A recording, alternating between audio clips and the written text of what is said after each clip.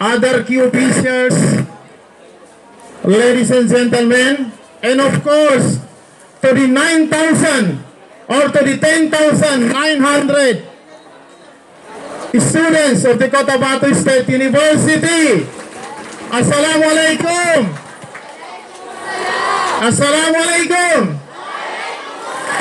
Assalamualaikum warahmatullahi ta'ala wabarakatuh. Indeed, it is my pleasure and honor today having meet you in this first day of our classes for the first semester school year 2024-2025. With the advent of the Republic Act 10931, otherwise known as the Universal Access to Quality Tertiary Education, nagkatutunan po yung poverty is not a hindrance to education.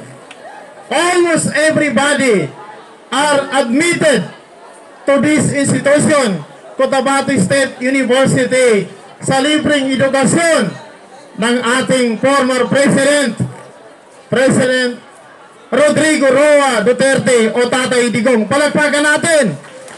And of course, pinagpatuloy ng BBM administration at mas lalong pinalaki ang privileges, benefits ng ating mga kabataan. Ito po ay sa kadahilanan, and Socrates said, academic institutions are built for the discipline. Yan po. Hindi lang po para po tayo ay makatapos mag-aral, kundi ang pinaka-basics ay magkaroon tayo ng disiplina. Yun po ang pinaka-main goal ng mga academic institutions.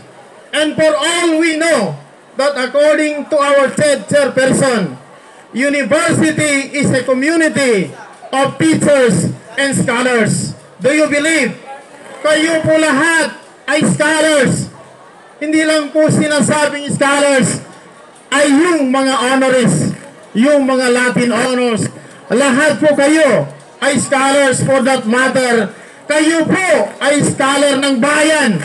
Ang ating mga taxes, napupunta po ang iba para sa inyong mga tuition and miscellaneous. Kaya po, yan po ay napakalaking challenge sa inyong lahat at sa amin ding administration at sa aming mga faculty kung saan nandyan po nanggagaling ang ating mga sweldo. Kaninang umaga po, nasaksihan ninyo during the flag ceremony yung panunumpa sa katapatan ng manggagawa sa ating gobyerno. Yun po ay para sa inyo na aming mga minahamahal na mga estudyante. Kaya po kayo, wag po kayo magdadalawang isip na bakit dito kayo nag-aral sa Cotabato State University. Mahal ba ninyong CSU? Mahal ba ninyong CSU? I believe mahal ninyong CSU. Tama, totoo yan. Dahil nandito po kayo, ang ating pong eskwelahan, ang ating pamantasan, kitang-kita nyo na ito po ay inclusive university. Tayo po walang diskriminasyon sa Christians, Muslims, and IPs. Tayo po ay big brothers, blood brothers sa university na ito. Kaya huwag po kayong mag-isip na ang Muslim lang ang may karapatan, may mga privileges. Ang ating pong university code ay pantay at patas na ayon sa ating saligang batas at sa pulihiya ng Commission on Higher Education. Ang ating pong university ay peaceful na peaceful. Kaya po wala kayong magkikitang baril dito. Dahil tapos na po tayo sa paglaban ng mga baril. Noong maliit pa tayo, nakikita natin may mga baril.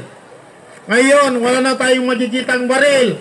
Ang ating mga security guard, walang baril yan. Dahil tayo po ay kampante ng ating mga estudyante. Kung meron man tulad noon nang pinupunta sa school, ay para maglaban at mag-away, I am really confident na hindi na po tulad ng mga naunang panahon. Kami po ay tuwang-tuwa.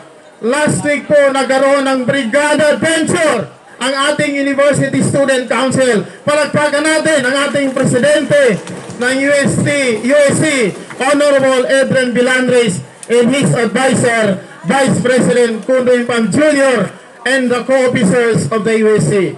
Yan po ay malaking bagay sa administrasyon.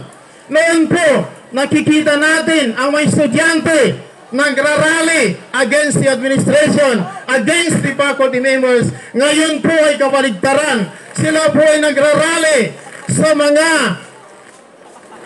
kung anong may tulong nila sa administrasyon. Kaya po kami tuwang-tuwa sa ating mga estudyante. Hindi pa nakasimula ang ating klase, sila po ay naglilinis na. And that is an indication that there is growth and development in our university.